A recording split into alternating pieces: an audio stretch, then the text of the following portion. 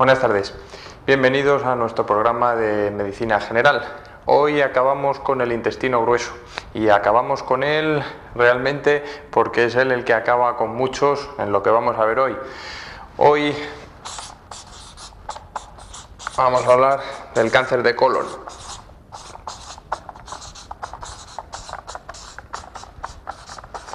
Colorectal porque el recto se mete también como parte del colon, ya que la patología es uniforme, tanto el principio del colon como al final. Abarca al ascendente, al transverso, al descendente, al sigma y al recto.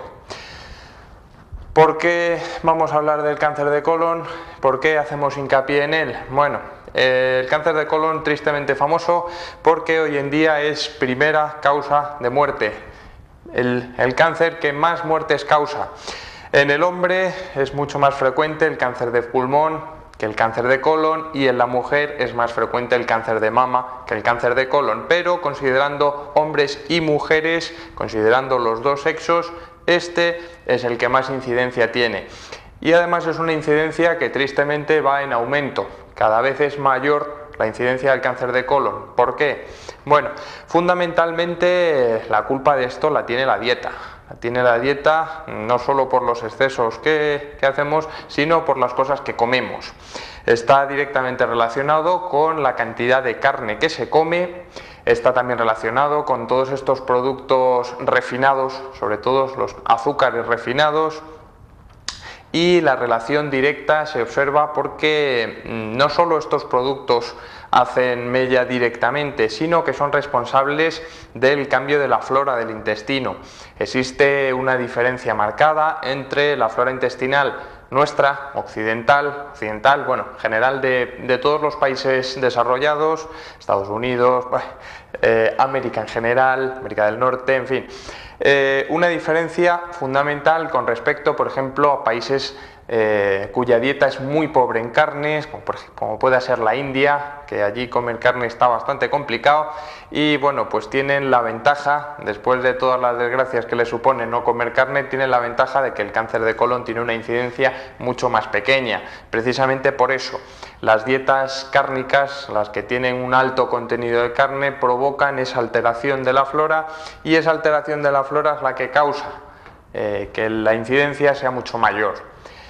¿Cómo solucionamos esto? Pues evidentemente un cambio en la dieta sería muy importante, pero evidentemente eso es poco factible, sobre todo a nivel general, decir a la gente, bueno, pues todo esto no se puede comer.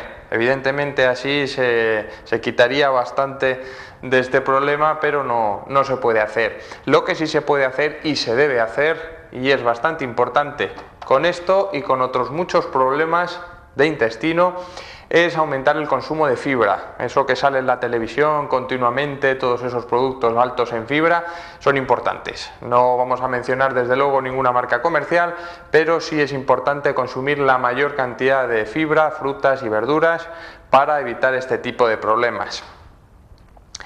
Vamos a ver dónde aparece. Vamos a pintar más o menos, esto sería final de intestino delgado, colon ascendente, transverso, descendente, el sigma y el recto. Vamos a hacer aquí esta división: sigma, descendente, transverso y ascendente. Vamos a poner el porcentaje según la localización de dónde se afecta.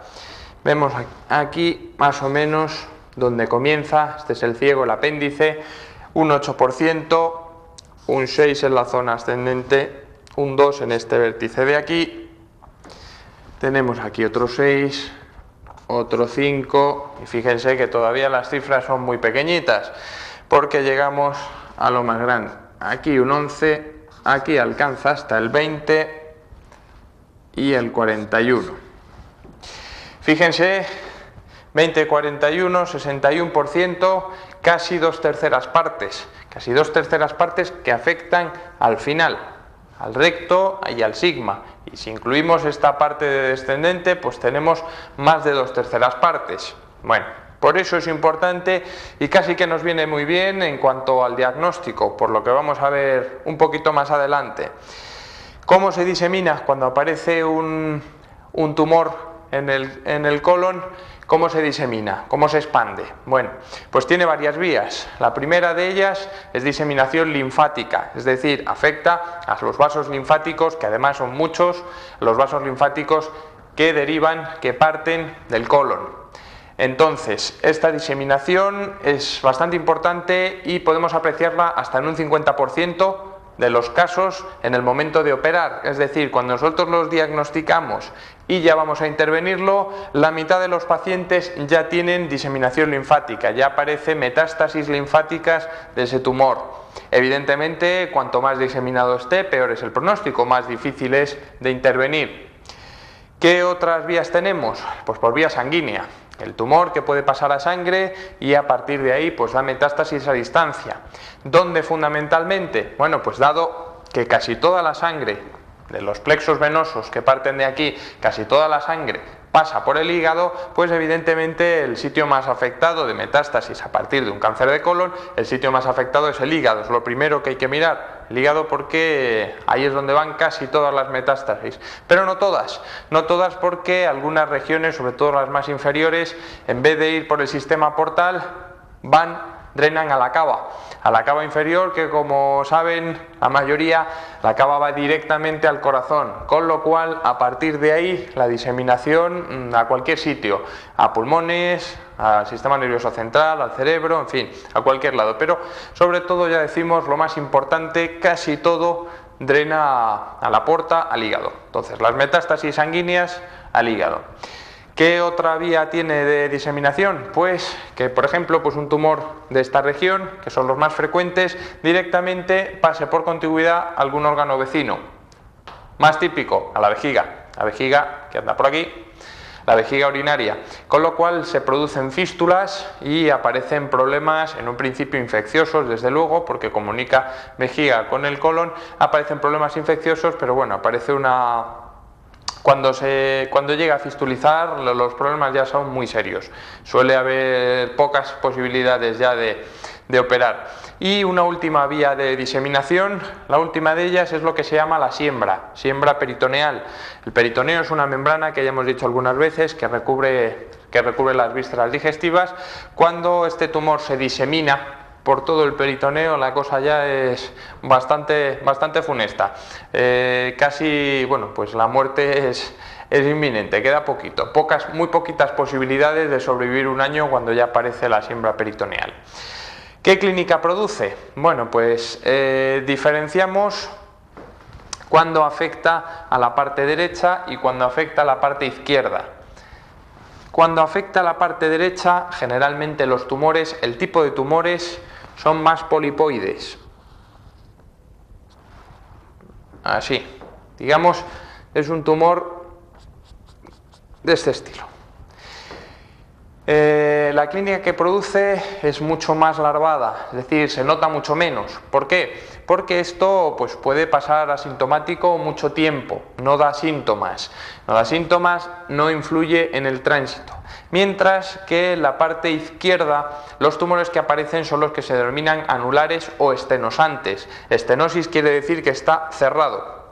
Entonces, si nosotros tenemos un tumor anular por aquí que empieza a cerrar por un lado y por otro, pues llega un momento en que no puede pasar. Se produce una obstrucción progresiva hasta que llega un momento en que la luz es tan pequeñita que el alimento no puede pasar y se acumula, produciendo una clínica de obstrucción.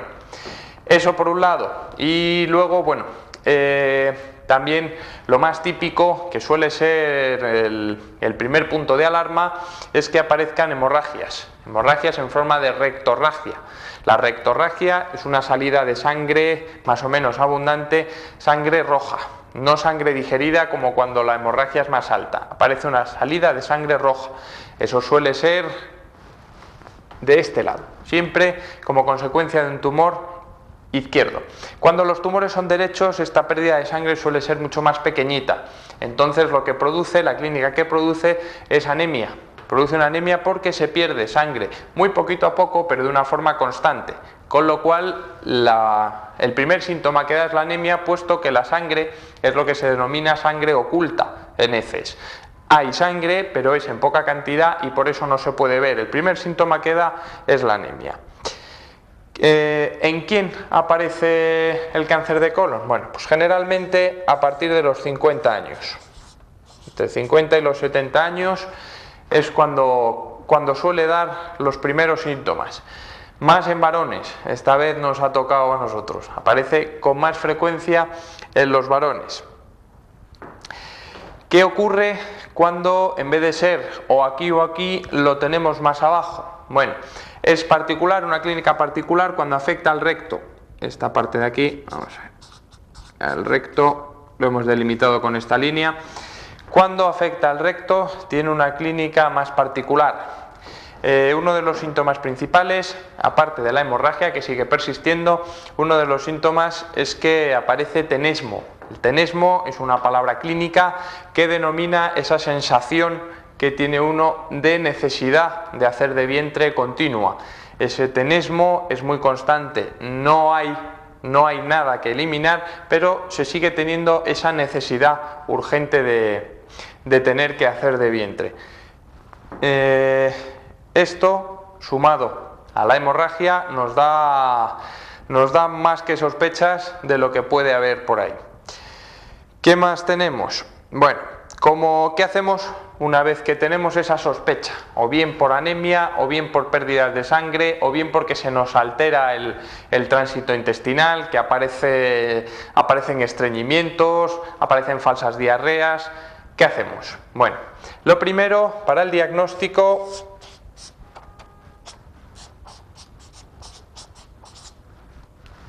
es el tacto.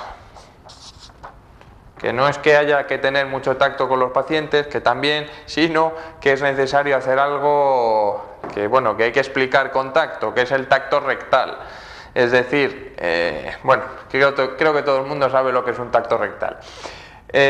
¿Para qué se hace? Pues evidentemente, como ya hemos dicho que casi todos, más de las 2/3 partes, están en la región terminal, pues muchas veces con el simple tacto rectal ya nos podemos ir haciendo una idea de dónde se localiza el problema.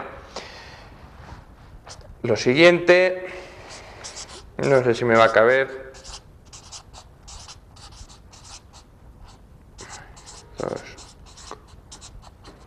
Bueno, más o menos ha cabido, se nos ha juntado con el 8. ¿Qué significa esto? Esta parte es evidente. Esto corresponde al sigma, que es esta región de aquí, que hemos pintado. Y esto, el sufijo, que significa que se ve con una cámara pequeñita, lo mismo que las endoscopias que van por la boca, pues la rectosigmoidoscopia es hacer una endoscopia como las de la boca, pero la introducción es por el ano. ¿De acuerdo?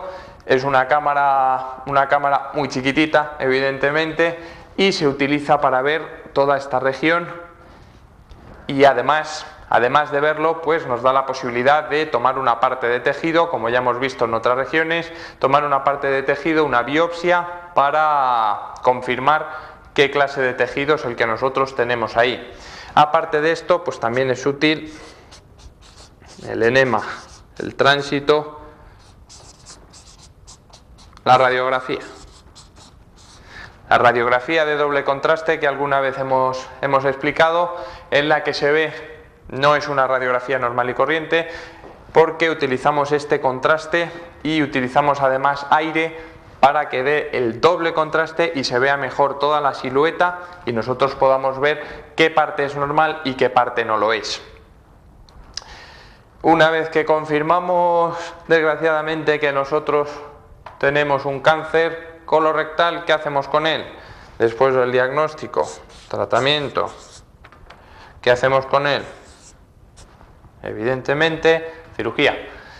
Cirugía, cortar por lo sano. Cortar por lo sano porque tenemos que dejar un margen entre la localización del tumor y lo que vamos a cortar.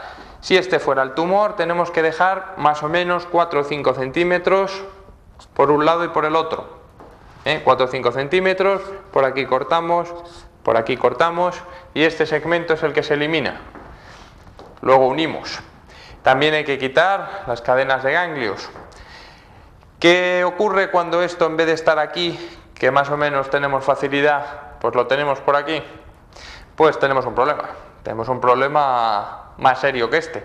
Y es que si la distancia entre nuestro tumor y el ano es menor de 6 centímetros, ¿qué hacemos? ¿Se respeta? ¿No se respeta? Pues no se respeta. Cuando la distancia es menor de 6 centímetros, directamente se corta y se hace lo que se llama una colostomía, es decir, el final, si nosotros tenemos que cortar por aquí, este final se deriva a la pared del abdomen, se hace una salida artificial, colostoma que se llama, una salida artificial, y esto se deja de utilizar porque no solo no se puede unir bien, sino que los problemas que surgen de ahí son bastante frecuentes. Tratamiento quirúrgico. Y bueno, pues también se utiliza radioterapia en algunas regiones, sobre todo en el sigma.